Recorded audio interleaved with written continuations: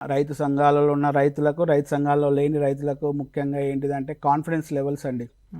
ముఖ్యంగా ఎందుకు అని అంటే రైతు 6 కాలం కష్టపడిన ఆహార్నిశలు కష్టపడి మొత్తం దేని మీద అంటే పంట ఉత్పత్తి మీదనే తను, కానీ అది ఏ రంగమైనా కానీ పాల ఉత్పత్తులకు సంబంధించి కానీ, మత్స్యకారులు కానీ, ఏదైనా చేనేత కార్మికులు కానీ, ఏదైనా కూడా అందరూ కష్టపడేది ఏంటి అంటే మంచి జీవితాన్ని జీవించాలి అనేది, మంచి ఆదాయం రావాలి అనే ఆలోచనతోనే ఈ ఏదైతే ఉత్పత్తి చేయడం అనేది జరుగుతూ వస్తున్నది. కానీ ఇక్కడ మనం చూసుకున్నట్లయితే రైతు సంఘాల్లో ఉన్న వారికి ఏంటంటే గ్రూప్ అప్రోచ్ అనేది ఉంటుంది. అదే ఇండివిజువల్గా రైతులకు అనేది అది ఉండదు.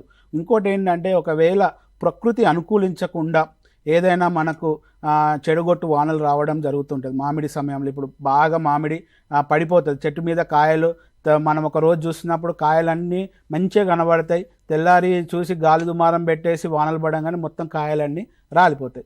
అదే ఒక 2 ఎకరాలు 3 ఎకరాలు ఉన్న రైతు ఒకటే మామిడి తోట ఉన్నదనుకోండి, అప్పుడు ఆ రైతు కష్టం అనేది వర్ణనాతీతం. అదే రైతు సంఘంలో ఉంటే ఏమవుతుంది అంటే ఏదైతే లాస్ ఉన్నదో అది ఈక్వల్గా డిస్ట్రిబ్యూట్ చేసుకునే అవకాశం ఉంటుంది. దానికి ఆయనకు చేయూతనిచ్చే అవకాశం ఉంటుంది సంఘంలో ఉంటే. అదే సంఘంలో లేని రైతుకి ఏమవుతుంది అని అంటే ఆ చేయూతనిచ్చే వాళ్ళు ఎవరు ఉండరు.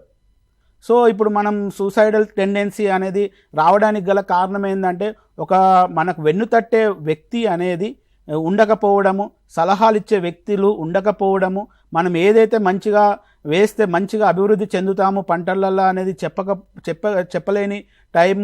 చెప్పలేని వాళ్ళు ఉండడము. సో ఇవన్నీ కూడా మనం ఈ సంఘాలలో అవన్నీ కూడా పక్కకు వెళ్ళిపోతాయి. అంటే గ్రూప్ ప్రోవిసివ్నెస్ కానివ్వండి, గ్రూప్ బిహేవియర్ అంటే మనుషులలో అనేది మార్పు అనేది రావడం జరిగి వాళ్ళకి ఆటోమేటిక్గా కాన్ఫిడెన్స్ లెవెల్స్ పెరుగుతాడం అనేది జరుగుతుంది.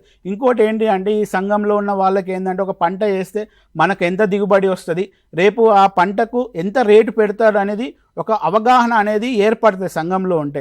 అదే ఒక రైతు మామూలుగా వ్యవసాయం చేస్తున్న రైతుకి ఏంటంటే విత్తనం తీసుకొస్తాడు, మంచి లాభసాటిగా ఉందని వేస్తాడు, కానీ ఒకవేళ పంట వచ్చినా కూడా ఆ పంట ఎంతకు అమ్ముడుపోతుంది అనే విషయం మాత్రం రైతుకు తెలియదు. ఇక్కడ ఏదైతే సంఘంలో ఉందనుకోండి, ముందే మనం బైబ్యాక్ అగ్రిమెంట్ చేసుకోవచ్చు. కంపెనీ నుండి కానీ ఏదైనా కూడా ఎంత ఉత్పత్తి కావాలి అనేది వాళ్ళ నుంచి మనము బైబ్యాక్ అగ్రిమెంట్ ఆరాంసే ఉండే అవకాశం ఉంటుంది రైతు సంఘాల్లో ఉన్న రైతులకు. ఏదైతే ఇండివిజువల్గా మనం చెప్తున్న వ్యక్తిగా ఒక రైతు ఉన్న వారికి ఏంటంటే అరే మన పంట రేపు ఎంతకు అమ్ముడుపోతుంది, ఎక్కువగా అమ్ముడుపోతుందా తక్కువగా అమ్ముడుపోతుందా అనే విషయం కూడా రైతులకు అక్కడ అవగాహన ఉండట్లేదు. ఇదే మనము ఈ రైతు సంఘాల్లో ఉన్న రైతులకు అలాగే రైతు సంఘంలో ఉన్న రైతులకు వ్యత్యాసంగా చూసుకోవచ్చు.